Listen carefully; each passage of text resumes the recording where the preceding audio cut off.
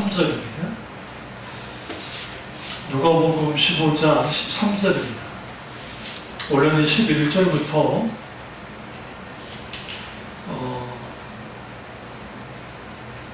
그리고 32절까지 봐야 되는데요. 13절만 보겠습니다. 누가복음 15장 13절입니다. 그 며칠이 안 되어 둘째 아들이 재물을 다 모아가지고 먼 나라에 가 거기서 허랑방탕하여 그 재산을 낭비하더니. 아멘.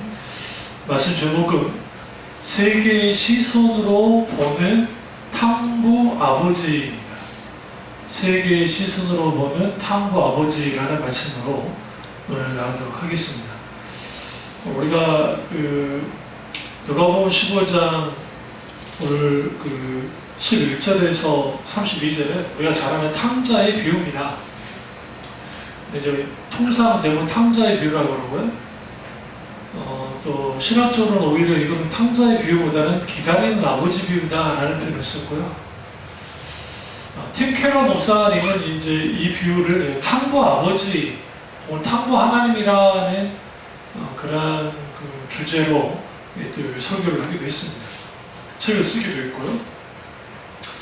오늘 이제 제가 이 말씀을 준비하는 것은 감동이 있었어요. 이제 탕부 하나님에 대한 설교를 하기 전에 주일날 이번 주일 돌아오는 주일 오후 예배 때 이제 탕부 하나님에 대해 설교를 할 텐데 이제 그걸 위한 사전 작업으로 세 가지 시선을 볼 겁니다. 그러니까 첫 번째 시선은 둘째 아들의 시선입니다. 둘째 아들이 어떤 시선으로 이렇게 보는가. 또 하나는 하나님, 여기 아버지의 시선을 한번 보고, 또 마지막 큰아들의 시선으로 이제 이 탕부 아버지 혹은 기다리는 아버지 비유라고 하는 혹은 탕자 비유라고 하는 이 말씀을 이렇게 비유하려고 합니다. 첫 번째 시선은 탕자의 시선입니다. 탕자라는 표현보다는 둘째 아들이죠. 그런 둘째 아들로 태어났고 아버지의 관계가 그렇게 썩 좋지는 않았던 것 같습니다. 그리고 이제 아버지 안에, 그러니까 아버지 권위 안에 혹은 아버지 집안에 있는 것이 답답했던지 그가 계속 그 아버지에게 분깃을 달라고 이제 계속 때렸습니다. 재산 중에서 분깃을 달라 했기 때문에 그 아버지가 돌아가셨을 때 자기 유산의 몫을 달라고 한 겁니다. 그때 얼마만큼 막 아버지께 때려쳤는지 모르지만 예수님의 이 비유를 이제 하실 때에 얘가 아셔야 돼요. 이 일은 있을 수 없는 일이에요. 너무 쉽게 이 비유를 들으면 안 돼요. 그러니까 우리 생각으로 들으시면 안 된다고. 오늘날에는 아버지 살아계셔도 유산을 상속한 경우가 있으니까 그럴 수 있는데 그것도 고대 이스라엘 사회에서는 있을 수 없는 일이에요. 근데 그것을 아들이 요구했다는 것은 뭐냐면 둘째 아들에게 있어서의 아버지라는 분이 그렇게 권위 있는 분이 아니고 그 아버지라는 분이 그 둘째 아들에게 있어서 그렇게 어려운 분이 아닌 거예요. 다시 말해 만만했다는 겁니다. 만만한 아버지에게 재산을 달라라고 말하는 겁니다. 또 이 둘째 아들은 아버지가 싫었습니다. 그러니까 아버지와 함께 있는 게 싫은 거야. 그리고 아버지를 떠나서 혼자 독립하고 싶어하는, 뭔가 혼자 서고 싶어하는 그러한 사람이었습니다. 그래서 분깃을 달라 했고 아버지가 그 살림을 각각 나눠줍니다. 여기서 각각 나눠줬다는 표현이 중요합니다. 우리는 보세요, 성경을 같이 보면서 가셔야 돼요. 그러니까 여러분 설교 들으실 때 제가 각각 여기 저희가 시선을 두잖아요. 같이 두셔야 돼요. 왜냐하면 여기서 각각 나눠줬다라는 표현이 우리는 탕자 비유를 보면서 대부분 어떻게 생각해요? 탕자만 재산을 받았을까를 생각, 유산을 받았을까를 생각하잖아요. 그렇지 않아요. 왜냐하면 각각이라는 표현 속에는 둘째 아들뿐만 아니라 첫째 아들에게도 유산을 나눠줘야 돼요. 그 이유는 뭘까요? 그 이유가 있죠. 왜냐하면 아버지 재산 중에서라고 했기 때문에요. 아버지 재산 중에서 각각 나눠달라고 하면 아버지가 재산을 처분해야 될 거 아니에요. 예를 들어서 밭이 있고 논이 있고 땅이 있고 뭐 양이 있고 소가 있고 뭐가 있고 하면 그것을 재산을 만들어 줘야 될 거 아닙니까? 그러면 둘째 아들에게 유산을 주려면 어쩔 수 없이 어떻게 되어져야 돼요? 당연히 큰아들에게도 줄 수밖에 없는 그런 상황이 된 거죠. 그래서 살림을 각각 나눠준 거예요. 물론 여기서 각각 나눠줬다는 게 큰아들에게 나눠줬다 그렇게 안 볼 수도 있을지 모르지만 사실상 둘째 아들에게만 딱 떼어가지고 나눠준다는 게 그게 쉽지가 않습니다. 그래서 해석하기 나름이긴 하지만 저는 적어도 큰아들에게도 그 분깃이 갔을 거라 봅니다. 물론 이제 뒤에 보시면 아버지가 나를 내 친구들을 위해서 연수새끼 하나 잡아주겠다라는 그 말을 통해서 마치 유산을 안 나눠준 것 같이 할지는 모르지만 어쨌든 분명하게 분깃을 이제 나눠준 겁니다. 근데 이제 이게 너무 쉽게 나눠준 거죠. 여기서 둘째 아들의 그 시선으로는 아주 무모하고 그 시대에 진짜 사람들이 지탄받을 만한 행동을 서슴없이 하는 그 불황자 같은 막 나가는 아들이었다는 것을 알 수가 있습니다. 그리고 아버지의 통제로부터 항상 벗어나고 싶어하고, 그리고 무엇보다 중요한 것은 이제 그가 하고자 하는 것들, 즐기고자 하는 것들을 마음대로 하고 싶은 거예요. 그래서 13절에 보시면 각 며칠이 안 돼서 굉장히 중요합니다. 나눠주셨어요. 그런데 며칠 안 돼서, 얼마 안 돼서 둘째 아들이 재고를 다 모았습니다. 빠르죠? 왜? 자기가 더 바라던 거였기 때문에. 그리고 먼 나라로 가는 겁니다. 이 먼 나라로 갔다는 게 중요합니다. 여기서 먼 나라는 어떤 의미냐면 아버지의 영향이 미치지 않는 거리, 그러니까 아버지의 손이 미치지 않는 거리만큼 간 겁니다. 그리고 이 먼 나라로 갔다는 이 표현은 예수님이 하셨잖아요. 그러니까 둘째 아들은 하나님으로부터 멀리 떨어지는 그런 아들이에요. 뭘 꿈꾼 거죠? 하나님으로부터의 독립을 꿈꾸는 사람들. 이게 둘째 아들. 그럼 여기서 말하는 둘째 아들은 누구냐? 보세요. 15장 1절 모든 세리와 죄인들이 말씀을 들어 가까이 나왔다 했죠. 여기서 둘째 아들은 모든 세리와 죄인들이에요. 그러니까 하나님으로부터 멀리 떨어진 사람들이잖아요. 아주 멀리 떨어져 있는 사람들. 그러면 여기 지금 그 비유가 이제 모든 세리와 죄인들에게 이 비유를 했고, 그 다음에 2절 바리새인과 서기관들이 수군거렸다. 그러면 이 비유의 청중은 딱 두 개로 갈려지는 거야. 하나는 모든 세리와 죄인들이 있고, 한쪽은 바리새인과 서기관들이 있는 겁니다. 이걸 염두에 두시고 이제 이 말씀을 쭉 읽어 나가셔야 돼요. 그럼 이제 탐자의 비유에서 먼 나라로 갔다, 하나님께로부터 멀리 떨어져 버렸다라는 것은 그걸 뭘 의미해요? 당연히 죄인들과 세리. 그러니까 다시 말하면 하나님으로부터 계속적으로 멀어져가는 그런 사람이 둘째 아들이었습니다. 아버지로부터. 그리고 거기서 이제 아주 유명한 단어가 나와요. 13절 보시면 허랑방탕하여. 여기서 허랑방탕의 프리디컬이라는데요. 프리디컬이라는 그 단어는 낭비하다, 모든 것을 쏟아버리다라는 의미를 갖고 있어요. 그러니까 다 쏟아버린 거예요. 그 허랑방탕이라는 게 우리 술 먹고 담배 피고 이런 놀고 여자들 보고 그런 차원만이 아니라 모든 것을 그냥 다 쏟아버린 거예요. 근데 이 부분을 팅컬러 목사님은 탕자에게 존재하는 걸 탕부 하나님이다 라고 하면서 하나님은 그런 분이시다라는 걸 역설적으로 이제 그렇게 책을 쓴 겁니다. 그 재산을 뭐 했어요? 낭비했어요. 허름방탕 말은 허름방탕 낭비예요. 제가 좀 잘못 말했어요. 낭비를 말합니다. 그런 다음에 낭비를 했는데 그냥 낭비한 게 아니고 14절 보세요. 다 없앤 후. 그 엄청난 재산을 가지고 갔어요. 먼 나라로. 그리고 허름방탕한 삶을 살았어요. 자기 마음대로. 그리고 그 재산을 낭비했습니다. 탐진했습니다. 그리고 다 없애버린 거예요. 여기에서 둘째 아들의 시선으로 보는 이 탕자의 배경은 뭐냐면 나는 노세 저모세 노세 나는 즐기며 살겠다는 사람이에요. 그러니까 내일이 없는 사람인 거죠. 내일 없이 그냥 살고 싶어하는. 오늘날은 그런 사람들 많아요. 내가 뭐 내일까지 살 수 있나?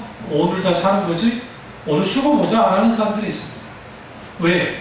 마치 오늘이 전부인 것처럼 사는 사람들. 좋은 의미로서의 전부가 아니에요. 오늘 내가 다 즐기고 살아야 된다고 생각하는 사람이 둘째 아들이었습니다. 그렇기 때문에 둘째 아들에게 있어서의 그 중요한 것은 아버지보다는 아버지의 재산이 중요한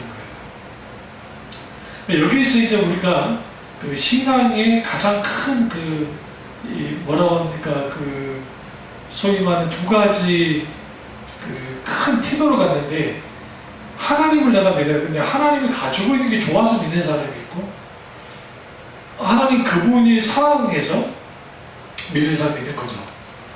그 처음 우리가 예수님 믿었을 때 처음부터 하나님의 영광을 없이 믿는 사람은 다른 분도 없어요. 처음에는 아버지가 가지고 있는 그 자체가 좋아서 하나님 믿어요. 그러나 영적으로 자라나면 하나님 그분이 좋거든요. 그분을 사랑해서 하나님을 믿게 되는. 근데 이 둘째 아들이 가장 중요한 것은 이제 뭐예요? 아버지가 가지고 있는 게 중요한 거예요. 좋은 거예요. 그래서 그 아버지가 갖고 있는 유산에게 달라는 것이고 또 하나는 뭐냐면 그에게 있어서 그 자신을 자신에게 만드는 게 뭐였느냐? 아버지의 재산이 물질, 돈이었어요. 이게 굉장히 중요한 거예요. 그러니까 이 탕자 비유 속에서 이제 저보다 세 명이 사람을 보는 거잖아요. 탕자라는 사람, 아버지라는 사람, 그리고 큰아들이라는 사람. 이 세 가지 시선 속에서 둘째 아들은 지극히 현세적이고 그리고 이 땅에서 즐기고 누리며 살고자 싶어하는 사람이에요.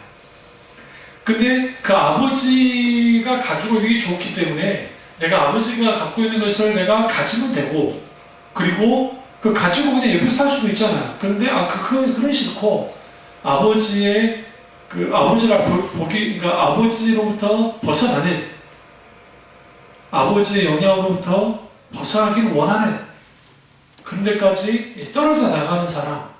여기서 이제 이 둘째 아들과 아버지의 관계가 전혀 친밀한 관계도 없고 어떤 관계도 없는. 그러니까 둘째 아들은 아버지를 안 본 거예요.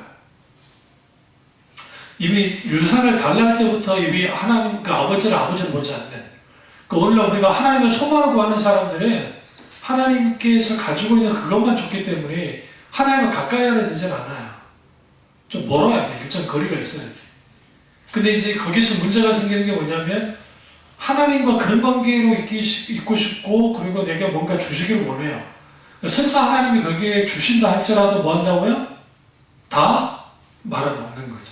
예, 둘째 아들이 그랬습니다. 그래서 그에게서 중요한 것은 뭐다? 하나님보다는 아버지가 가지고 있던 재산이었고 거기서 가장 중요한 것은 자기가 즐기고 쾌락을 누리며 사는 것이었고 지극히 자기중심적이고 구약과 에서 같은 사람이에요. 에서는 자기가 하고 싶은 거 다 하는 사람이었잖아요. 마찬가지로 그런 사람이었다는 겁니다. 근데 이제 14절에 이제 먼 나라로 갔는데 그게 크게 혼돈이 된 겁니다. 여기서 인생의 위기가 닥친 거죠. 여기서 이제 여러분이 알아셔야 되는 게 탕자는 다른 분들 그런 위기를 겪어본 적이 없습니다. 어떻게 할 수 있냐? 적어도 큰아들 형처럼 묵묵하게 아버지 일을 도와줬던 사람 같지는 않습니다. 비유 속에서. 왜 큰아들이 그렇게까지 화를 냈을까요? 그 둘째 아들이라는 게 있을 때도 도움이 안 됐지만 간 다음에 더 도움이 안 됐잖아요. 세리와 죄인들은 그런 존재였다는 거예요. 그러니까 예수님은 그렇게 말하는 겁니다. 전혀 도움이 되지 않는 존재. 그런데 흉년을 설사 이스라엘 땅에, 그러니까 이 비유 속에 있는 나라에 흉년이 들었다 할지라도 모든 것은 아버지가 감당했을 거라고요. 큰 형이랑. 자기는 그렇게 살았던 사람이에요. 근데 여기서 이제 아주 중요한 키워드가 있습니다. 그게 14절 후보자 보시면 그가 비로소 굽힘한 거예요. 여기서 우리가 아셔야 되는 게 비로소 굽힘했단 말은 무슨 말이야?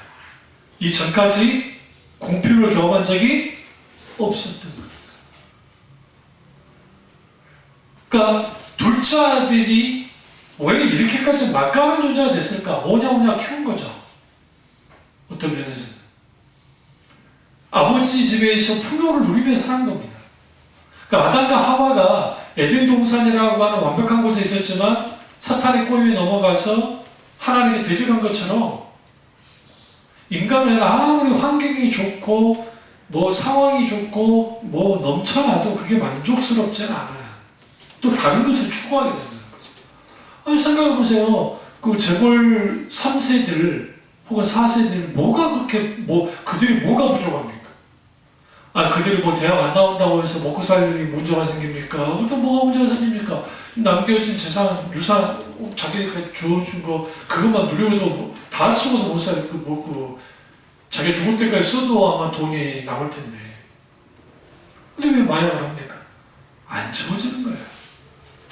여기서 예수님이 뭘 말씀하시는 거냐면 둘째 아들은 아버지를 떠나서 그 아버지가 남기신 어마어마한 재산 가지고 내가 유의자를 가면서 쓰면서 살면 나는 행복하고 즐겁고 기쁠 줄 알았는데 실제로 또 그렇게 맛볼 때 쾌락을 맛볼 때는 괜찮은 것 같았는데 다 낭비하고 보니까 아버지로부터 받았던 것을 다 낭비한 거예요.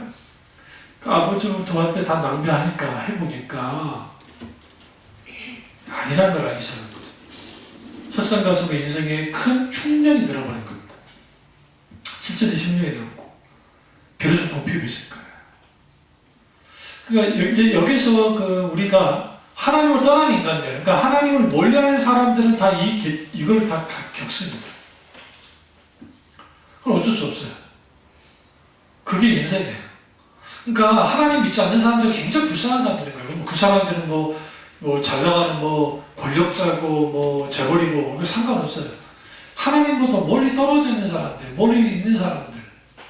그 사람들은 결국은 궁핍할 수밖에 없습니다. 인간은 비록 그래요. 그러다가 이제는 살아야 되겠으니까 15절에 그 나라 백성 중 한 사람에게 가서 붙여 살았다. 그러니까 이제 구걸하다가 어느 집에 이제 일종의 종으로 들어간 겁니다. 노예 비슷하게. 비슷하다고 할 수도 없어요. 노예라고 할 수도 있죠. 그러니까 그 사람이 그걸 돌로 보냈어요. 돼지를 치게 했습니다. 여기서 돼지를 치겠다는 것에 집중하셔야 돼요. 왜냐하면 이 비유가 지금 예수님의 이 비유를 듣고 있는 유대인들에게 있으면 소설치 놀랄 말이에요. 왜 그러냐면 이스라엘은 돼지를 먹지도 않고 돼지를 치는 경우가 없어요. 부정한 동물이기 때문에. 그러면 여기서 지금 돼지를 친다는 것은 이 아들이 적어도 유대인이라고 하는 거잖아요. 지금 비유 가운데. 먼 나라니까 이방 나라까지 간 건데 거기서 무슨 일을 하고 있어요? 돼지 치는 일을 하고 있는 거예요. 가장 부정한 일을 하고 있는 거예요. 지금 이 비유를 누가 듣고 있다고요? 세리들과 모든 주인들 그리고 바리새인과 서기관들. 이 비유를 듣고 있는 이 사람은 다 유대인들이잖아요. 유대인들이 있어서 세상에 그 둘째 아들이 재산 달라는 것도 이게 후리 자식인데 세상에 다 말아먹고 난 다음에 할 일을 그냥 죽을 것이지 할 일 없이 세상에 돼지를 치는 일을 했단 말이야? 이 충격 그 자체인 거예요, 비유가. 그러니까 하나님을 멀리 떠나가는 인생은 결국은 이렇게까지 나락에 떨어집니다. 그러면 탐자의 시선 속에는 이것밖에 안 보이는 거예요. 이 세상은 내가 마음껏 즐기고 내가 마음껏 누리고 내가 마음껏 가지고 하면 될 거라는 순전한 생각 가지고 실제로 나가왔더니 세상은 만만치 않다는 거죠. 그래서 이 상황이 무슨 상황이냐면 세상이 잡혀 먹힌 거예요. 세상이 잡혀 먹혀버린 둘째 아버지 안에 있을 때는, 아버지 권위 안에 있을 때는 어쨌든 세상에 먹힐 일이 없었는데 이전에 세상이 잡혀 먹혀버린 거예요. 그런데 이제 16절에 보면 그가 돼지 먹는 주요 열매로 배를 채우고자 하되 주는 자가 없는지라. 이게 굉장히 중요한 거예요. 돼지가 먹는 주요 열매예요. 돼지 음식이죠? 주는 사람이 없는 거예요. 여기서 우리는 어떤 상황을 볼 수 있냐면 그가 살기 위해서 돼지를 쳤고 이를 구했잖아요. 돼지 치는 일을. 근데 그 일을 시킨 사람이 그게 좋은 주인 같진 않아요. 좋은 사람 같진 않아요. 왜냐하면 먹을 거라도 줘야 될 텐데 주지도 않고 그냥 가서 치게 했고, 그리고 이제 주염열매가 있으니까 그거라도 돼지가 먹으니까 그거라도 좀 먹으려 했더니 죽는 사람이 있는 거죠. 철저하게 누구로부터 이제 고립되니까 사람들을, 주위에 있는 사람들에게로부터 고립이 되는 거예요. 그런 탕자, 둘째. 보세요. 아버지와 같이 살았지만 사실 아버지와 남남처럼 살았던 게 둘째 아들입니다. 근데 그 둘째 아들이 아버지로부터 벗어났습니다. 이제는 아버지로부터 벗어났기 때문에 아버지 나와 상관이 없었죠. 이제는 아버지의 도움을 받지 못하니까 아버지로부터 고립을 당한 거예요. 누가? 둘째 아들. 근데 그럼 수술을 한 거예요. 그런데 이제 막상 그가 아주 큰 위기에 닥쳤을 때 아버지 손이 미치지 않잖아요. 거기까지는. 그래서 사람들에게 먹을 거 좀 달라 했더니 그들은 뭐예요? 주지 않았다. 주지 않으니까 이제는 17절 이게 스스로 돌이켰다. 만약에 여러분 주요 열매라도 줬으면 그나마 조금이라도 좀 이제 연명하며 살았을 텐데, 그의 생각과 달리 내가 일을 찾았는데, 내가 좀 생존할 수 있는 뭔가를 찾았는데 실제로 먹을 걸 주지도 않고 그런 일이 벌어졌다는 거죠. 그러니까 스스로 돌킬 수밖에 없었고, 그제서야 누가 떠올랐냐면 아버지야. 기운이 들었어요. 낭비 다 했어요. 다 공평해졌어요. 그때까지도 아버지가 생각이 안 났는데 이제는 내가 주요 열매도 못 먹는 상황에 빠지니까 비로소 누가 생각났어요? 아버지가. 이렇게 둘째는 어리석은 사람이에요. 여기서 둘째 아들의 시선으로 보는 이 탕자, 이 비유 속에서 뭘 할 수 있냐면, 탕자는 이런 생각을 한 거예요. 나는 아버지로부터 벗어나면 행복할 거야. 나는 아버지로부터 벗어나면 괜찮을 거야. 나는 아버지로 벗어나면 자유할 수 있어. 나 아버지로부터 벗어나면 진짜 나다운 삶을 살 수 있을 거야. 라고 생각한 거죠. 실제로 그럴 거라고 생각하고 먼 나라까지 갔고, 이방 나라에. 그리고 그 나라에서 떵떵거리며 살다가 다 허비했고, 다 낭비했고, 어쩌다 덮친 경우로 큰 기근이 들어서 이제는 끝나버린 거죠. 질기 목숨이라고 목숨을 부자하기 위해서 일거리 하나 찾아서 뒤치는 일을 하고, 그리고 주염료를 먹으려 했더니 주지 않고 사람들로부터 외면당하네. 여기서 가장 중요한 게 뭐냐면, 아버지를 외면했던 둘째 탕자가 이제 사람들로부터 외면을 당하는 거예요. 또 하나는 뭐냐면, 그에게 일자리를 준 사람이 자기의 동화줄인 줄 알았는데 알고 보니까 썩은 동화줄인 거죠. 그 사람이 그래도 그나마 일거리를 줬으니까 나는 이제 그래도 죽진 않겠구나 생각했는데 막상 일을 하는데 안 주는 거예요. 썩은 동화줄이구나. 여기서 우리는 어떤 교훈을 얻게 하냐면, 사람 의지하면 어떤 도움도 받지 못해요. 누구를 의지해야 돼요? 아버지. 예수님이 철저하게 그 말씀을, 이걸 깊이 볼 필요가 있어요. 그럼 이제 이 둘째 아들은 누구라고요? 세리들과 죄인들. 여러분, 죄인들 사람들이 외면합니까? 안 합니까? 당연히 외면하죠. 세리들은 말할 것도 없어요. 세리들 중에는 부자들도 많았지만 그 세리들의 주로 그 가문이 다 제사장 가문들이에요. 사실 그 대표적인 게 마태 이름은 레위죠. 레위라는 이름은 그 레위 지파 사람들 아니고서는 그 이름을 못 들어요. 제사장 가문의 사람. 그 시대가 종교 지도자들이 타락했기 때문에 오늘날 말하면 예루살렘에 있는 제사장들은 괜찮았는데, 그 시대에 기록 다 나와 있어요. 제사장들은 굶어 죽었어요.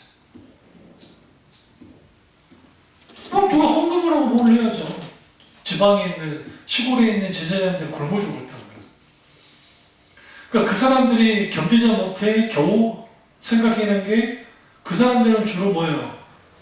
그 성경을 뭐 가르치기도 하고 여러 가지 하잖아요. 그러니까 이 사람들 계산 능력이 있단 말이에요. 그러니까 로마 당국이 그 대제사장에게 세금을 걷는 역할을 시키거든요. 그 대제사장 직접 걷으면 요만들이니까. 그래서 그럼 딱 보니까 누가 있어요? 레위인들 있잖아요. 그 대제사장들 굴고 죽고 직전에 그 사람들은 그런 일을 맡기는 거죠. 그래서 그들의 세리가 되는 거예요. 근데 이 사람들이 그래서 흔들리는 거예요.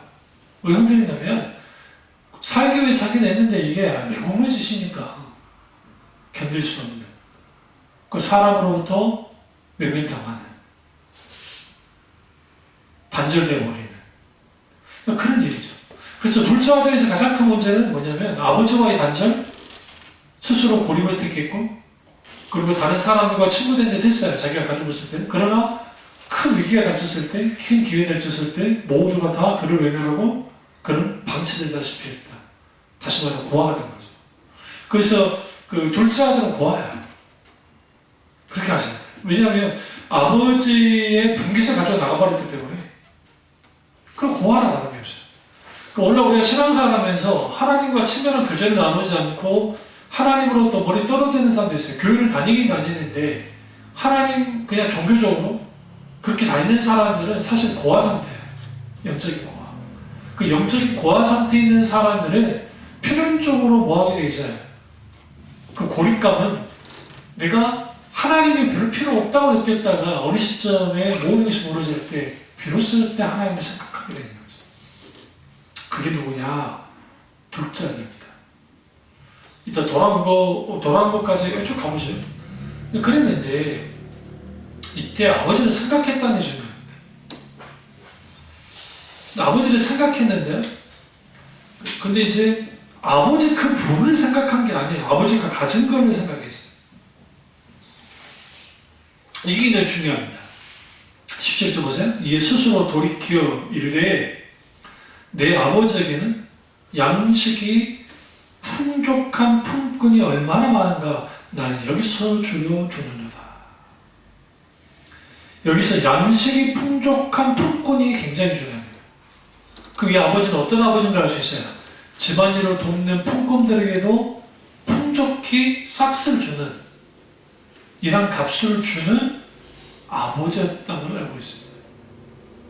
그러니까 이 지금 탕자가 지금 생각하는 것은 그가 아들로서 바라보는 아버지가 아니고 일하는 일꾼의 눈으로, 그러니까 품꾼 중 한 사람의 눈으로 아버지를 본 거예요. 왜? 지금 자기가 취직을 하긴 했는데 말 그대로 취업상해를 당했잖아요. 그러니까 이르지 않는데 우리 아버지는. 그 아버지 밑에 있는 그 정말 그 품꾼들은 아주 양식이 풍족한 품꾼들인데 아버지가 그렇게 주셨어야 되니까.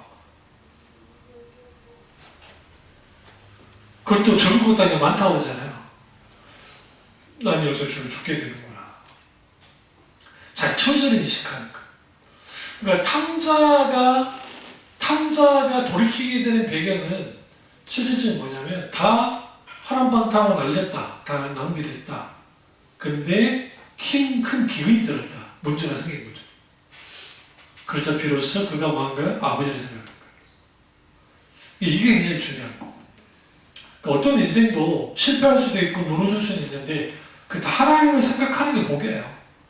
근데 이 탕자는 기껏 생각한다는 게 아버지 그분을 생각한 게 아니라 아버지가 가져오는 재산, 다시 말하면 품꾼의 하나로서 양식이 풍족한 품꾼들을 생각했고 또 그가 이렇게 변하게 되는 이제 다시 돌아오게 되는 그 촉매 역할은 뭐냐면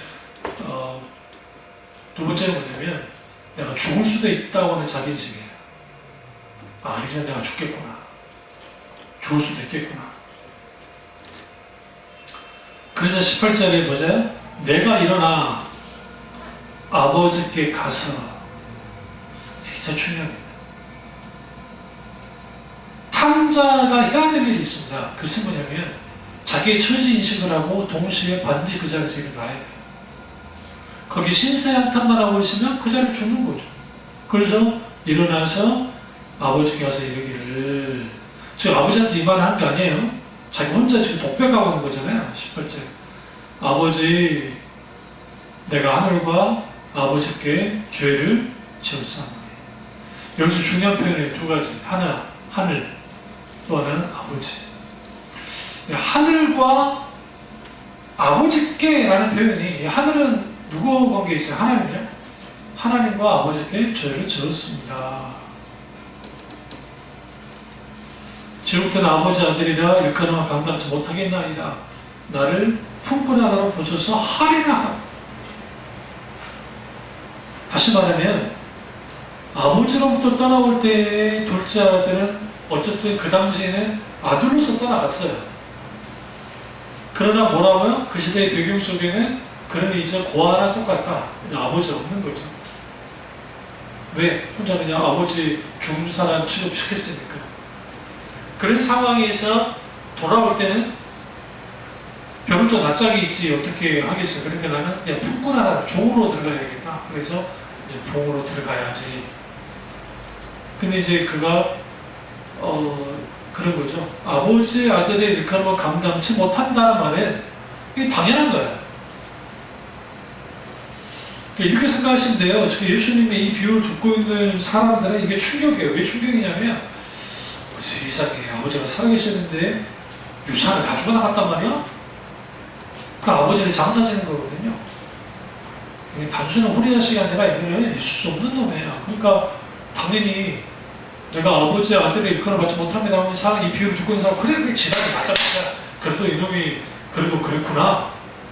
이따 이제 아버지의 관점에서 완전히 성격이 달라지지만 어쨌든 둘째 아들의 관점에서 그래요. 이 태도가 누가 갖고 있어요? 주인, 세리. 그러니까 예수님 비유 가운데 세리가 성전에서 기도할 때, 근데 세리가 성전 안에서 기도 못해요. 들어오게 하지도 않기 때문에. 그 비유도 충격인 거예요. 그 감히 하늘을 오르러 뭐하지 못했다 했어요? 하나님께 아뢰지 못했다 했잖아요. 근데 옆에 있는 바리새인들은 뭐라고 되어 있어요? 내가 11조를 드리고 뭐라고 막 자기 막 떠버리잖아요. 자기 막 그런 것들을. 이거와 똑같아요. 세리와 죄인들, 둘째 아들은 감히 아버지가 얼굴도 못 들어. 내가 어떻게 아들이라 할 수 있겠어요? 이제는 나는 품꾼 하나로 써달라고 해야지 하고 이제 일어났어요. 이제 움직이는 거예요. 그리고 돌아갔는데 참 예수님이 왜 멋진 분이냐면 그렇게 돌아오잖아요. 20절 보세요. 아직도 거리가 먼 데에 집중하세요. 거리가 멀다라는 표현과 탐자가 어디로 떠났다 했죠? 먼 나라죠. 먼 나라. 이게 의도적으로 예수님이 이 부분을 쓴 거예요. 그러니까 저 보세요. 탐자가 먼 나라로 갔어요. 근데 그 탐자는 이렇게 생각한 거예요. 이제 아버지는 나를 기억도 안 할 거고 아버지는 나에 대해서 하지도 않을 거다 라고 생각한 거죠. 그런데 예수님이 여기서 거리가 먼다는 표현이 뭐냐면 거리가 멀었다는 거예요. 실제로 먼 거예요. 근데 거기에 누가 계신 거예요? 아버지가. 누가 먼저 봤어요? 아버지가 먼저 본 거예요. 다시 말하면 멀어요. 둘째 아들은 못 봐요. 아버지를. 근데 누가 먼저 봤어요? 아버지가. 그는 착각하고 있던 거예요. 뭘 착각하시냐면 먼 나라 가면 아버지가 안 볼 거라 생각하는데 아버지는 여전히 보고 있는 거예요.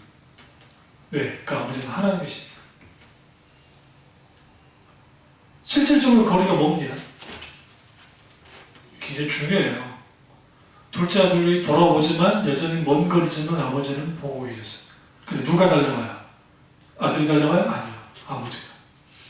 이게 기독신앙의 핵심이에요. 우리가 하나님께 달려가는 게 아니에요. 사실은. 우리는 어느 정도 달려가요? 그러니까 나아가요. 근데 사실은 누가 먼저 와요? 하나님이 먼저 우리를 모시고 먼저 우리에게 달려오신다. 거리가 먼데 아버지가 봤어요. 그리고 그 아버지가 어떻게 했어요? 그에게 달려갔겠죠. 그를 보고 측은히 열려가 달려가 목을 안고 입을 맞췄어요. 이 측은히 여겼다라는 이 부분이 왜 중요하냐면 이 측은이라는 표현이 했어요. 긍휼히 여긴 겁니다. 하나님이 여겨준 거예요. 여기서 또 하나를 알 수가 있는데,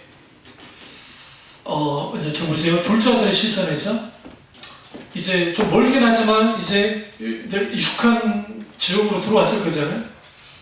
근데 무슨 생각이 있겠을까요? 여러 생각할 거 아닙니까? 이제 내가 가서 아이씨 어떻게 이제 동네 사람들 마주칠 수도 있고 누군가 마주칠 수도 있고 또 아버지를 만나려면 또 큰형이든 아니면 또 일하는 사람들이 어떻게 해서 내가 또 아버지한테 만나달라 하면 아버지가 만나줄까 안 만나줄까 별 생각을 다 하고 왔지 않겠어요? 근데 그의 기도와 달리, 그러니까 그의 생각과 기대와 달리 혹은 우려와 달리 아버지가 서 있는 거예요. 더더군다나 아버지가 먼저 오달라고. 그가 반응하기도 전에 뭐예요? 끌어안아. 입 맞춰줘요. 입 맞추는 것은 이제 인사하는 겁니다. 이 상황이 이 비유를 듣고 있는 사람들에게 있어서는 충격인 거예요. 왜 충격이냐면 그럴 수 없거든요. 그래서는 안 되거든요. 오늘 제가 그 오전에 또 오후에도 이제 메시지를 준비했는데 오전에는 그 나는 연하인가? 라고 하는 설교를 준비하고 나왔습니다. 그래서 다 오전에 말씀을 다 그 설교를 다 마쳤고요. 준비 다 마쳤고요. 그 다음에 이제 오후 때는 그 박넝쿨 신앙이라고 그 말씀을 쭉 연하와 관련된 말씀을 준비하다가 감독에서 박넝쿨 신앙이라는 것을 이제 작업을 하다 이제 중단하고 이제 밥 먹고 이제 내려왔는데요. 그 연하의 비유가요. 연하라는 인물이 이제 요즘 그 신학자 많은 신학자들이 탕자 비유와 똑같이 독립을 선서해서 봐요. 근데 연하는 얼마나 독특한 인물이냐면요. 그 연하서 1장과 2장까지는 탕자예요. 무슨 일 아시죠? 둘째 아들. 3장에서 4장까지는 큰아들이에요. 끝까지 자기 주장하고 끝까지 성질을 내고 끝까지. 근데 다른 점은 그 누가복음에 있는 그 신학에 있는 큰아들은 변하지 않아요. 근데 이제 그 연하서에서는 연하가 변한단 말은 안 나와요. 열린 결말로 끝나요. 근데 그 열린 결말로 끝나지만 연하가 변했을까라고 보는 이유는 그 이유는 한 가지예요. 왜냐면 연하서 누가 썼어요? 연하가 썼어요. 성령의 감동을 받아가지고. 그럼 그건 자기가 지금 겪었던 일을 쓴 거잖아요. 그럼 자기에게는 그걸 쓰면 뭐예요? 수치겠죠. 수치인데 왜 썼다고 생각하세요? 둘째 아들 같은 연하의 상태, 큰아들 같은 연하의 상태로도 벗어났기 때문에 가능한 거예요. 성경은 아무나 씁니까? 말 그대로 참회록인 거예요, 참회록. 연하의 참회록이 연하서예요, 사실은. 뒤에 열렬연말을 주는 이유는 뭐냐면, 우리 모두도 연하할 수 있다는 거예요. 실제로 그래요. 이제 여러분 성경 들어오시면 아시겠지만 우리가 연하와 크게 다를 바 없다는 걸 알게 될 거예요. 그럼 연하죠. 그러면 이 둘째 아들, 저희 본문에 있는 이 둘째 아들, 누가복음에 나타난 이 둘째 아들에게 있어서 이제 이거죠. 아버지가 유산 달라 했고 그 유산을 받고 나왔어요. 근데 자기가 생각하는 것과 다른 세상에 처음에는 갖춘 줄 알았는데 다르더라는 거죠. 그리고 아버지는 나를 품꾼 하나로 받아달라면 받아줄까? 근데 그 정도로 받아줄 하나님 아버지겠지라고 그가 하나 믿고 왔어요. 그럼 불안함 속에 왔죠. 아버지가 안 받아주면 어쩔 수 없는 것이고. 그럼 동네에서 못 살아요. 혼의 자식이니까. 그러니까 그렇게 왔는데 그의 생각과 그의 가치관과 그의 모든 것을 다 깨버려요. 이게 하나님이십니다. 탐구 하나님이라는 이 팀케러 목사님 책 가운데 이 탐구 하나님의 책, 이제 이 책 굉장히 파급력 있는 게 뭐냐면 하나님은 깊이 기다리다 하나님의 모든 것을 내어주기까지 사랑하는 아버지. 그러니까 우리가 절대로 경험할 수 없는, 우리가 알 수도 없는 그런 하나님. 그런데 우리 눈에, 인간의 눈에 봤을 때는 너무 지나칠 정도로 다 쏟아부어버리는 그런 아버지. 예수님은 그런 아버지라는 거예요. 예수님 그 말하는 우리 아버지가 성부 하나님이 그런 분이다. 바리새인들아 들어봐라. 세리들과 죄인들아 들어봐라. 너네들이 아무리 큰 죄를 졌어도 아버지가 돌아와. 너네들 그냥 종 중에 하나로 돌아와도 괜찮아. 아버지를 먼저 알아보고 너네들 안아주잖아. 예수님 그랬잖아요. 죄인들과 누구의 친구가 됐어요? 예, 세리들과 그들의 친구가 되어버렸잖아요. 예수님. 예수님 그분이 타고 아버지시니까. 그래서 그렇게 했는데 아들이 21절에 이미 돌아오기 전에 영예성을 했잖아요. 하늘과 아버지께 죄를 지었사오니 지금부터는 아버지 아들의 걸음을 감당하지 못하겠나이다 하나.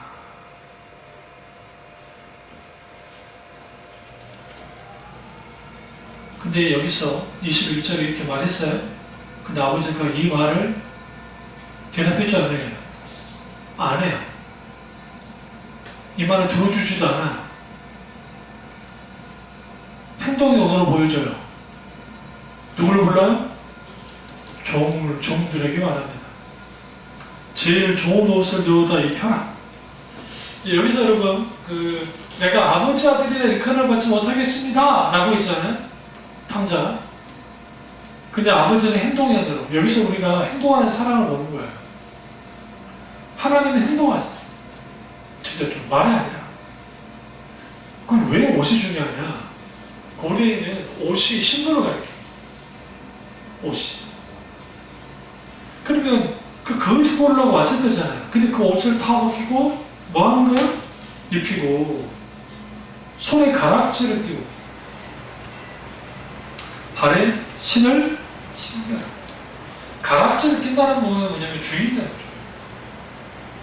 그 신을 시켜란 말은 신이 없었다는 거죠. 그러니까 그가 노예로 종으로까지 떨어진 거예요. 그럼 왜 신이 중요하느냐?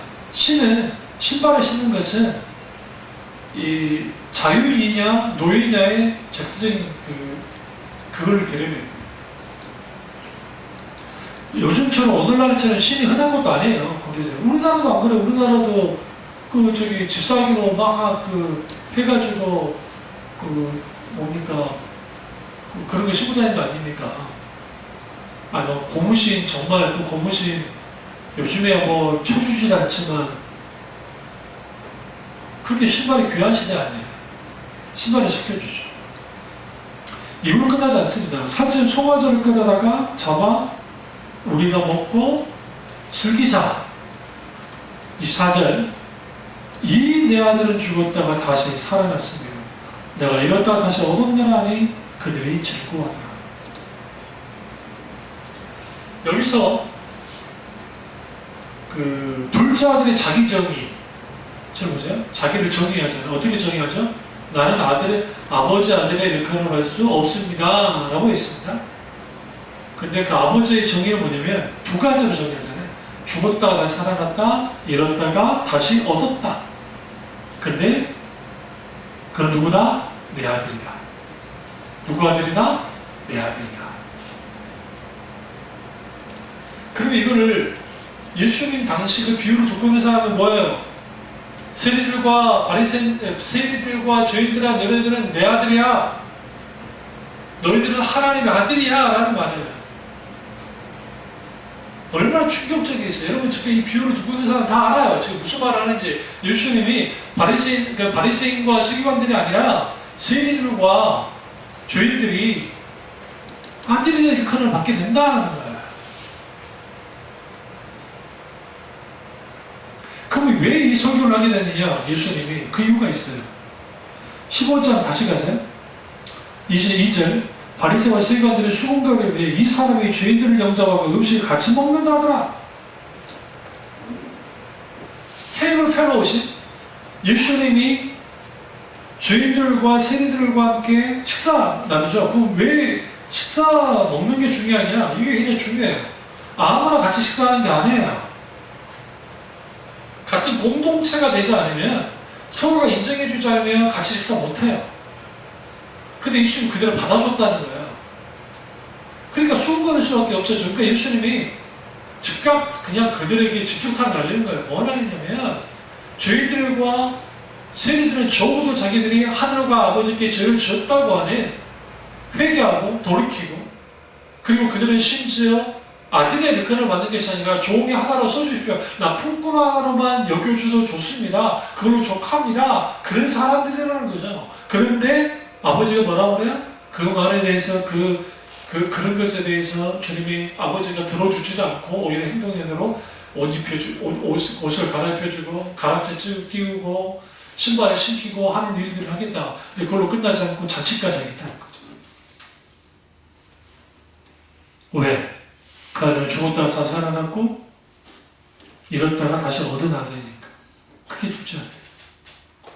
그럼 이제 아버지라고 할까요?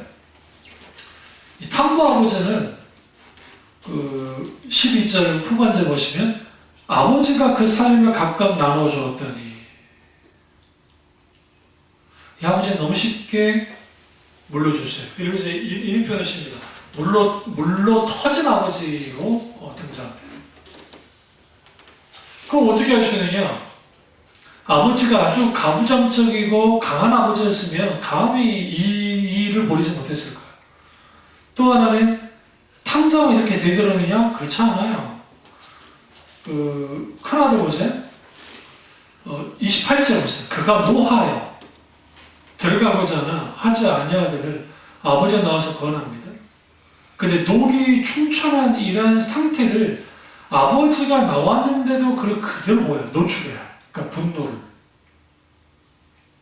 그러면 이제 저를 보세요. 그럼 우리가 이런 생각을 아버지가 대들 수 있겠죠. 아니, 고대사는 불가능해요. 그 이유가 있어요. 아버지가 자녀들의 생사 여탈권을 갖고 있어요. 생사 여탈권은 무슨 말이냐면 아버지가 자식들을 죽일 수 있어요. 죽여도 돼요. 이게 그 시대의 문화예요. 요즘 아직도 21세기에 그게 남아있잖아요. 이슬람 그쪽 극단주의자들 그 사람들 거기 아직 남아있어요. 그런 것들이. 그래서 예수 믿는다 뭐 무슨 일 있다 막 죽이는 거예요.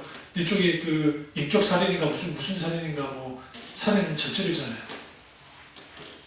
누구의 명령하에서? 아버지 가부장 명령하에서. 그럼 적어도 이 아버지는 어떤 아버지다? 가부장적인 아버지는 아니에요. 그 뭐야? 무슨 아버지냐? 물로 터진 아버지. 아주 유순한 아버지. 구약에 누구 떠오르면 돼요? 이삭을 떠오르면 돼요. 이삭이 아주 유순했잖아요. 유순한 아버지. 그러니까 에서에게도 이렇게 들이치이고 야곱에게 치이는 아버지. 그런 아버지가 오늘 여기 보면 아버지예요. 각각 나눠줍니다. 그래서 이제 떠나죠. 떠났는데 이제 이 아버지가 또 어떤 아버지냐면 바보 아버지, 바보 아버지. 바보 같은 아버지. 어떤 바보 같은 아버지냐면 그 20절에 아버지가 그를 봤다 할 때 많은 신학자들이 이렇게 말합니다. 아버지는 저도 그렇게 보고요. 아버지는 탕자가 떠난 다음부터 늘 동문 밖에 나가서 기다리고 있었습니다. 아버지가 아주 유순하고 바보 같은지 모르지만 아버지는 그 아들을 돌아올 줄 알았어요. 누구보다 아들을 아니까. 왜?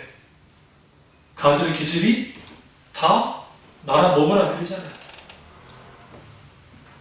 호랑방탕한 아들이잖아요. 그럼 아버지를 녹인 게 뭔지 아세요? 이거야. 아버지, 하늘과 아버지께 죄를 지었습니다. 아마 이것은 예수의 비유 가운데 처음 그 아버지에게 아들인 둘째 아들이 사죄한 걸 겁니다. 용서해 달라고. 그걸로 끝나지 않고 그 아들이라는 녀석이 뭐라고 그래요? 나를 아버지 아들이라 하지 마시고 품꾼 하나로만 써주세요. 아버지는 그걸로 족한 거예요. 원래 그걸 말하는 거예요. 우리가 하나님 앞에 나와서 이렇게 사람들이 얘기잖아요. 우리가 회개하고 돌이켜서 예수님 믿고 구원받는 거 그게 어떻게 가능하냐는 거지. 거기에 카톨릭처럼 행함으로 구원받아야 되지 않느냐. 어리석은 생각. 왜 어리석은 생각이냐면 예수님 비유 속에서 뭐가 잘 드러납니까? 이 지금 둘째 아들을 구원하는 것은 둘째 아들 능력이 아니에요. 응? 둘째 아들을 항복하고 왔기 때문에. 첫 번째. 두 번째, 아버지가 너무너무 필요해요. 왜? 아버지가 날 거들떠 보지 않으면 나는 죽어요. 난 끝나는 거야. 자기 절박한 자기 인식. 하나님 없으면 안 된다고 하는.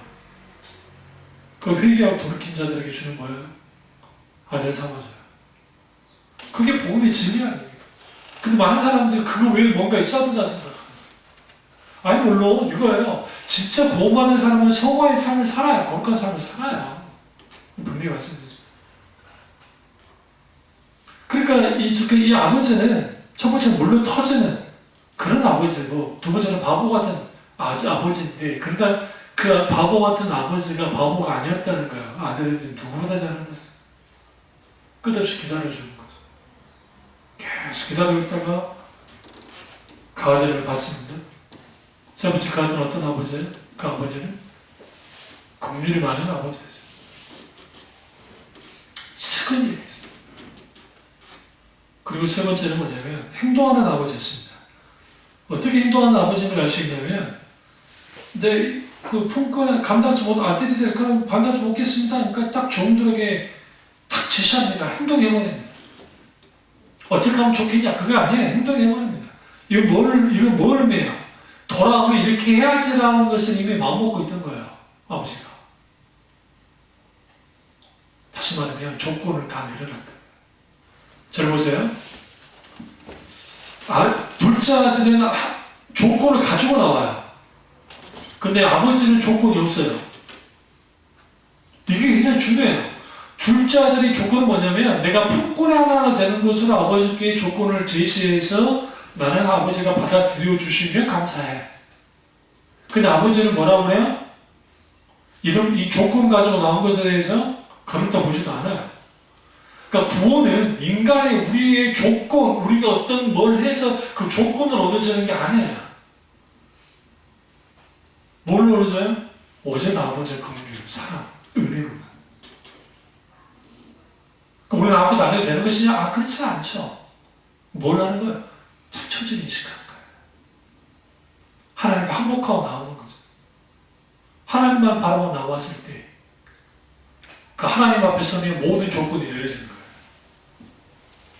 율법에는 조건도 땅이 떨어져요. 다 떨어져요. 뭐만 남아요? 아버지의 사랑만 남아요. 이게 이분이 탐구 아버지, 행동하는 아버지. 그뿐 아니에요. 그 아버지가 또 하나의 그 아버지 모습은 뭐냐면, 돌아온 아들을 위해서 방패막이가 되는 아버지입니다. 아버지가 방패막이가 되어줍니다. 큰아들이 와서 이제 문제를 제기합니다. 근데 이거는요, 합당한 겁니다. 근데 이게 중요한 거야. 그러니까 여러분 보세요. 예수님 당시 지금 이 표현을 듣고 있는 사람들이 누구든 제대로 되어 있으면 큰아들 편에 서게 되어 있어요. 이거 오늘 우리 시대도 마찬가지예요. 우리 시대에도 부모님 재산 가져가가지고 다 말아먹었으면 또 와가지고 막 그러면은 남아있는 그 자식들이, 형제들 가만히 있습니까? 저 나쁜 자식 주가 가져갔으니까 왜 오냐는 거지. 요즘에도 싸움 날 편인데. 바리새인과 세교관들의 입장에서는 예수님의 이 비유가 시답지도 않는 거예요. 웃기지도 않는 거예요. 오히려 둘째 맏아들이, 큰아들이 옳은 거예요. 큰아들. 근데 여기서 굉장히 중요한 것을 발견하는데, 물론 터진 아버지인 줄 알았는데, 바보 같은 아버지인 줄 알았는데, 긍휼을 자비도 많으시고 막 그런 아버지로만 알았는데, 그 아버지가 철저하게 방어하게 되고 둘째를 지키는 아버지가 있다는, 지키는 거예요. 어떻게 지킵니까? 31절 보세요. 아버지가 이러네, 너는 내 집중하셔야 돼. 이게 진짜 중요한 표현이에요. 왜 그러냐면, 큰아들이에요. 이 큰아들 어려요. 나이가 있겠어요. 특히 나이가 있는 큰아들이에요. 나이가 있는 큰아들에게 애라는 표현을 썼어요. 이거 의도적인 표현이에요. 너는 항상 나와 함께 있으니 내 것이 다 내 것이로 해. 이 동생 죽었다가 살아났으면 내가 이렇다 어렵기로 우리가 즐거워 기뻐하는 것이 마땅하다 아니라. 뭐를 막아버려요? 이 큰아들의 문제 제기를 막아버려요. 그러니까 여기서 갑자기 끝내버리죠. 왜 끝냈을까요? 이 맏아들이 물어났을까요? 그렇지는 않을 거예요. 그런데 왜 여기서, 비유가 여기서 왜 끝나요? 이유가 있어요. 선언이에요. 그러니까 아버지의 선언에 대해서 아버지의 경고예요. 더 이상 이것에 대해서 뭐 하지 마라? 모션 삼지 말라는 거 굉장히 중요합니다. 아버지가 아버지에게 돌아온 자를 철저하게 지키시는 분인 것을 드러내고 있습니다. 마태복음 18장을 잠깐 가보시죠.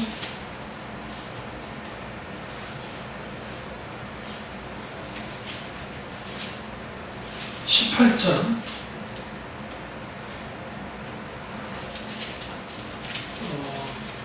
12절에서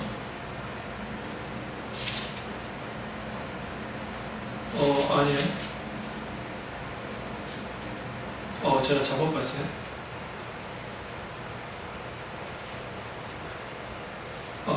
이건 아니고요.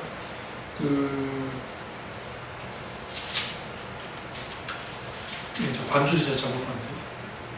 어쨌든 이 누가복음에서 여기서 이제 우리가 누가복음 돌아가시죠. 누가복음에서 여기서 보면 그 아버지는 마지막 그 큰아들과의 대화 속에서 보면 그 아버지가 물러터진 아버지가 아니라 물러나지 않습니다. 물러서지 아버지, 그 아버지 드러나고 큰아들로 가거든요. 큰아들의 시선을 보자고요. 이 모든 것이 진짜 웃기는 일입니다. 다시 말하면 막장 집안이에요, 집안이. 왜 막장 집안이냐면 큰아들도 아니고 둘째 놈이 아버지한테 뭐 해달라고 그래요? 유산을 달라는 거예요. 즉 큰아들 등장은 잔치를 벌일 때 등장을 하지만 그냥 생각해보세요. 큰아들의 입장에서도 아버지가 유산을 나눠주는데 그걸 보지 않았을까요? 다 봤겠죠. 그리고 적어도 이 비유 속에 드러나지 않지만 아버지 그렇게 하면 안 됩니다라고 권면했을지도 몰라요. 아버지한테. 그러지 마십시오. 그래서 어떤 글을 보면 똑같이 유산을 받았다는 식으로 해석하시는 분도 있어요. 큰아들도 받았다. 그런 식으로 보기도 한단 말이에요. 유산. 그런 의미에서 여러분 지금 진짜 탕자는 누구냐? 이 문제가 이제 발생이 되는데 예수님은 그 말을 하는 거예요. 진짜 탕자는 큰아들이라는 말이에요. 지금 이게. 내용은 둘째 아들에게 많이 있는데 진짜 탕자는 누구다? 큰아들이다. 그런데 우리가 이때까지 알고 있는 이 비유를 꼭 탕자의 비유라고 그러잖아요. 근데 이게 좀 잘못된 거예요. 제가 신학 공부할 때 신학학 교수님이 이 부분에서 강의를 하시면서 그때 한국 교회에 이런 게 그렇게 크게 드러나지 않을 때인데 그때 이 비유는 미드라시라든지 그러니까 이스라엘의 고대 탈무드나 이런 지혜문학이나 그런 데에 참 드러나는 것 중에 하나다. 근데 이 비유는 기다리는 아버지 비유로 봐야 된다. 여기서 주인공은 세리도 아니고 주인공은 그러니까 둘째 아들도 아니고 주인공은 큰아들도 아니고 아버지. 이 부분을 팅케르 목사님이 탕모 아버지를 본 거예요. 제가 학부 때 신학할 때는 이 아버지는 어떤 아버지? 기다리는 아버지. 그렇잖아요. 기다리는 아버지. 근데 이제 그럼 큰아들은 어떤 사람이냐? 오늘날 말하면 규칙 반듯한 사람이에요.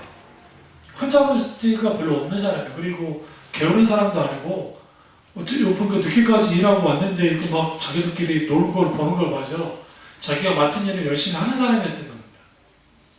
그러니까 세상 기준으로 보면 썩 괜찮은 사람인데 둘째 아들은 문제를 키고 간사례를 이 큰아들이 아버지 옆에서 묵묵히 일하면서 보태준 아들입니다. 그런 의미에서 아버지는 큰아들에게 고마워해야 되는데 이게 이제 비유가 이상하게 흘러가는 거예요. 세리들, 바리새인과 세관들 입장에서는. 그럼 왜 그러냐? 큰아들이 볼 때에 유산을 상수받고 간 이 둘째 이 동생 녀석가 아주 찢어주기도 몇 번은 찢어주어야 될 녀석이고 첫 번째. 두 번째, 그게 떼쓴다고 그 뭡니까 유산을 나누어진 아버지는 한심한 거야. 한심한 아버지 그 얘기 있었어요. 그런데 그 한심한 아버지인데 이제 이 큰아들이 본심이 드러납니다. 탕자가 돌아왔어요. 그리고 거기에 이제 자치가 막 한참 벌어지고 있었어요. 동생이 돌아왔다는, 근데 이제 자체까지 버린 걸 보고 이제 노한 거죠. 성질이라는. 그러니까 집까지 왔다 집 안에 들어간 것도 아니에요. 밖에서 이제 그 듣고 들어가려 하지 않습니다. 이게 굉장히 중요해요. 집 밖에 있는 그 아들. 둘째 아들 어디에 들어가 있어요? 집 안에 들어가 있죠. 우리 이걸 놓칠 수 있어요, 잘못하면. 잔치가 벌어지는 곳에 들어가지 않고 있잖아요. 그러니까 하나님 앞에 탕자 같아 할지라도 하나님 안에 바라보고 행복하고 온 사람들은 이 잔치는 초국잔치로 비유할 수도 있어요. 근데 그 안에 들어가는 사람과 들어가지 않는 사람은 절대적 차이가 있어요. 지금 무슨 잔치를 벌이고 있는 거죠? 단순한 위로잔치입니까? 죽었다가 다시 살아난 아들, 이랬다가 다시 돌아온 아들을 위한 잔치. 다시 한번 아들을 회복시키기 위한 잔치, 회복의 잔치란 말이에요. 그런데 회복의 잔치 속에 누가 들어가잖아요? 큰아들이 안 들어가요. 여기서 우리는 뭘 할 수 있냐? 이 비유 속에서 그 큰아들이 둘째 아들이 유산을 달라 할 때 강력하게 막았단 말이 없어요. 예수님은 그것까지 비유로 말씀하지 않으셨으니까. 근데 미루어 보건데 큰아들이 생명을 걸면서 죽자 살자 안 된다고 막아버렸으면 아버지라 한들 유산을 분배하기가 쉽지 않았을 거예요. 그러나 그 큰아들은 그렇지 않았어요. 이럴 때 뭘 할 수 있느냐? 그 큰아들도 원하는 게 뭐예요? 둘째 아들 같은 마음을 갖고 있었던 거죠. 다만 뭐 하지 못했어요? 행동을 옮기지 못했을 뿐이에요. 다른 마음을 갖고 있는 큰아들. 인간은 똑같아요. 사실. 그리고 그 큰아들이 노했다라는 표현을 썼잖아요. 감히 아버지께 화를 냈어요. 이건 있을 수 없는 일이라 했죠. 아버지를 대적해요. 그 요나서 4장 딱 1절부터 뭐가 나온지 아세요? 요나가 노하여라고 나와요. 제가 예전에 말씀드렸죠. 성경에서 선지자 중에 하나님께 이렇게 노골적으로 성절된 선지자는 요나 외에는 없어요. 단 한 명도. 이 큰아들이 어떤 아들이에요? 그런 아들이에요. 물론 이 노는 이 말을 듣고 막 동생을 향한 분노였지만 사실 누구를 향한 분노기도 해요? 아버지를 향한 분노예요. 왜 그러냐면 아버지가 이 모든 걸 한 거니까 동생이 할 수 있는 능력은 없으니까. 그러니까 아버지를 향한 분노예요. 겉으로는 동생을 향했을지 모르지만 하나님을 향해서 아버지를 향해서 분노를 쏟는 거예요. 그 소리가 얼마나 컸으면 아버지가 나와서 보냈잖아요. 안에서 자체가 벌어질 때 큰아들이 얼마나 성질을 냈고 거기서 크게 막 악을 질렀으면 아버지가 듣고 나왔다고요. 그러면 일순간 그 잔치가 벌어지는 그 안에는 뭐가 됐을까요? 정적이 휩싸였을지도 몰라. 우리는 좀 굿이미지에서 좋은 상상력을 갖고 한번 읽어볼 필요가 있어요, 성경을. 그럼 그렇게 됐겠죠. 왜 아버지가 또 나와버렸으니까. 밖으로 나오니까. 무슨 일이냐. 안에는 순종이었을지도 몰라요. 근데 그 아버지가 놀라운 게 있어요. 뭐냐면 그 큰아들의 태도 있죠. 아버지가 노하는 태도. 그 태도가 둘째 아들이 아버지를 떠날 때 재산 달라고 했던 태도가 다른 게 하나도 없어요. 근데 아버지는 똑같이 둘째 아들에게도 분노를 내지 않았지만 큰아들에게도 화를 내지 않았어요. 이 요나서에 잘 들어요. 하나님이 화 안 내요. 이상하죠. 정말 화를 안 내세요. 닮아있어요. 그래서 어떤 신학자는 그 말을 해요. 그 예수님이 저도 열화를 하기 때문에 둘째 이 탕자 비유할 때 적어도 그러한 사상들이 놓아질 수가 있다는 식으로 신학자들이 보기도 하지만 신학자 이야기니까 그거 치고 어쨌든 그렇게 둘째 아들, 큰 아들이 그렇게 나오는 거예요. 다시 말하면 아버지에게 분노를 쏟을 때 이미 탕자 되기를 작정한 거야. 원래는 진짜 탕자였는데, 그러니까 둘째 아들도 탕자였고 큰 아들도 탕자였는데 그 탕자의 본심이 드러난 거야. 거기서 폭발한 거야. 폭발하면서 그가 이제 이렇게 말합니다. 29절, 내가 여러 해 아버지를 섬겨 명을 어기며 내게는 염소 새끼로 주어 나와 내 보수로 즐기게 하신 일이 없더니. 여러 해 아버지를 위해서 열심히 일했다. 근데 진짜 아버지를 위해서 했을까요? 그렇지 않습니다. 자기 자신이 아버지가 번성할수록 자기에게 떨어져 유산이 많아지는 것이고 결국 자기를 위해서 한 거긴 한데 어쨌든 그가 떠버립니다. 내가 아버지를 위해서 하지 않습니까? 근데 여기서 중요한 표현이 있어요. 어떤 게 이제 충돌을 하냐면요. 자, 보세요. 말해서. 탕자는 아버지 것도 내 거고, 내 것도 내 거예요. 그래서 뭐 했어요? 유산 달라 했어요. 그런데, 이 큰아들은 아버지 거는 아버지 거고, 내 거는 내 겁니다라는 거예요. 그러니까 내가 아버지 거를 위해서, 아버지 그 양들과 염소를 위해서 내가 이렇게 했어요. 아버지 거잖아요. 아버지 거. 내 아버지 거 위해서 했어요. 아버지 건 아버지 거, 내 건 내 거예요. 그런데 아버지가 뭐라고 하냐면 이 말입니다. 31절. 아버지가 이르되 너는 항상 나와 함께 있으니 내 것이다. 내 것이다. 아버지는 내 거는 다 너 거야 라고 말하고 있고 큰아들은 뭐라고 해요? 아버지 건 아버지 거고 내 거는 내 겁니다 라는 거예요.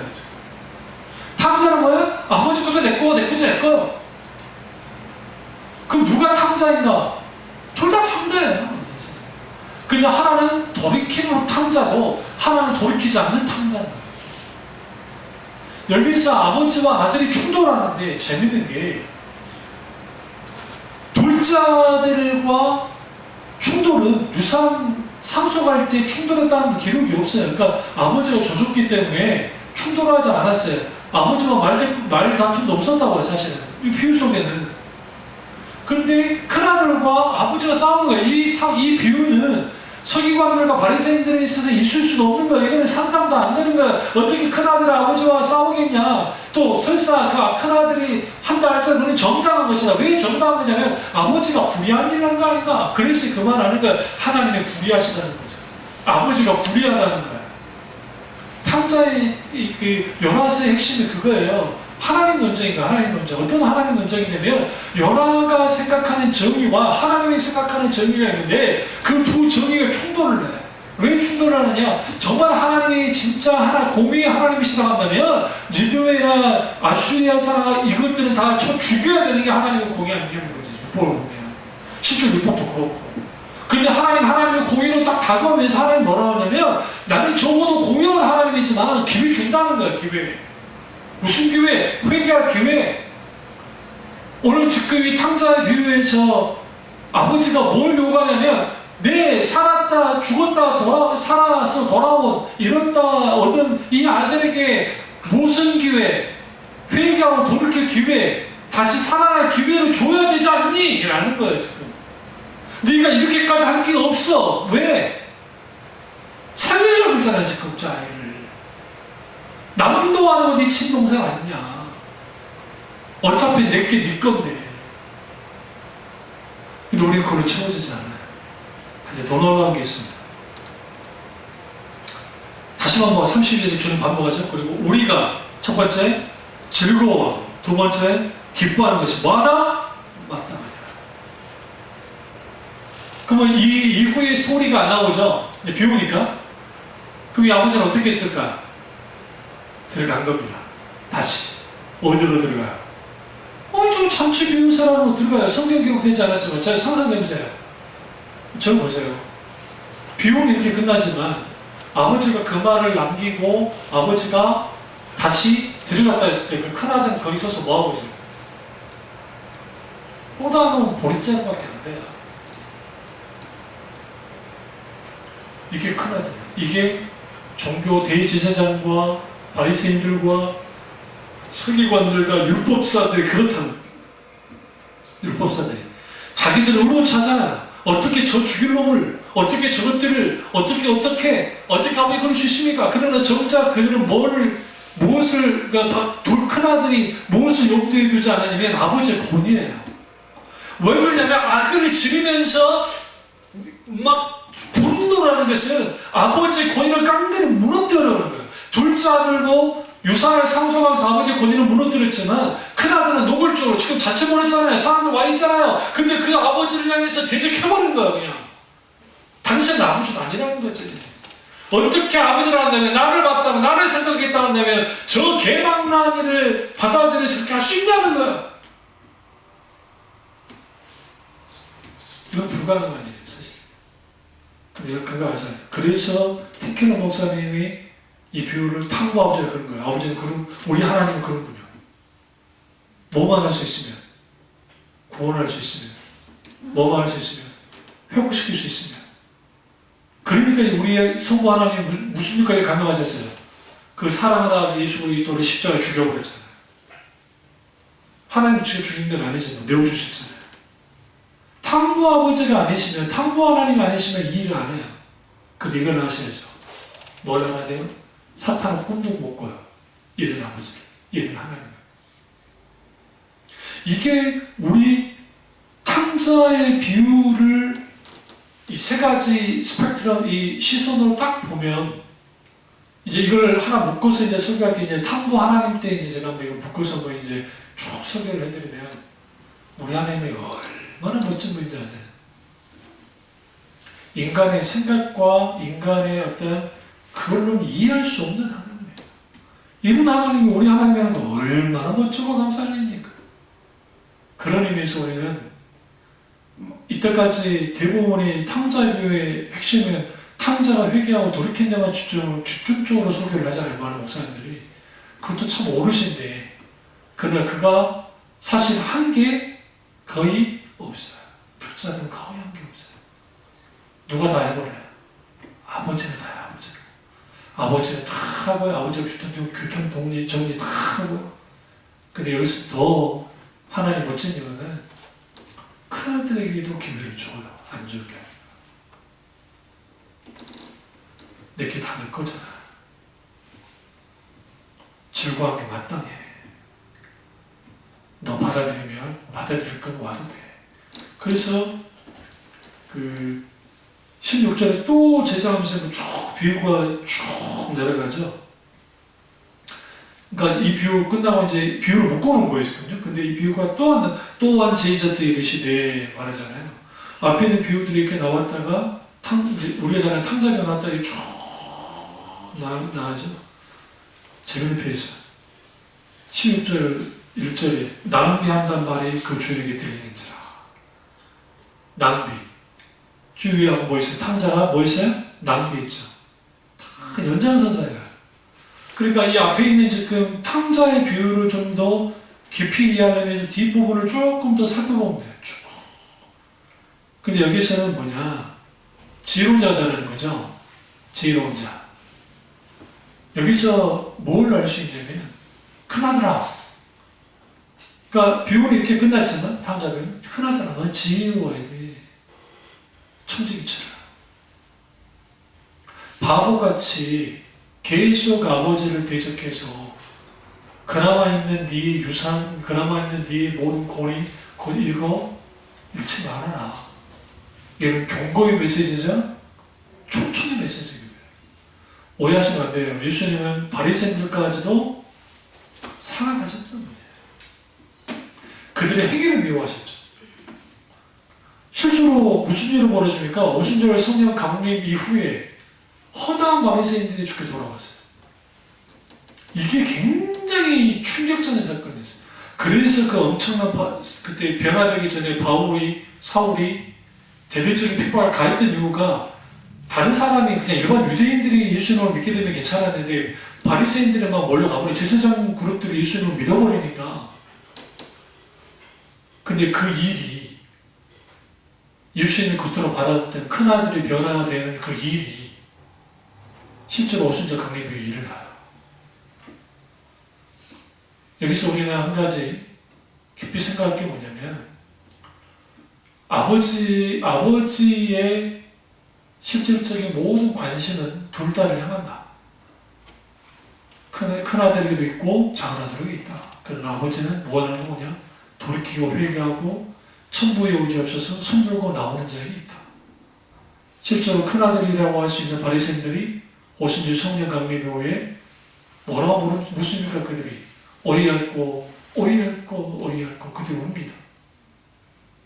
그래서 베드로가 뭐라 합니까? 주 예수님이라 그리하면 너와 내 집이 구원을 얻으리라. 그 사건들 속에서 그들이 큰아들이었던 그들이 둘째 아들처럼 울면서 손들고 나왔을 때 놀라운 구원의 역사가 있었던 것처럼 오늘 우리가 깊이 탐구한 하나님을 혹은 기다리는 아버지를 깊이 묵상할 필요가 있습니다.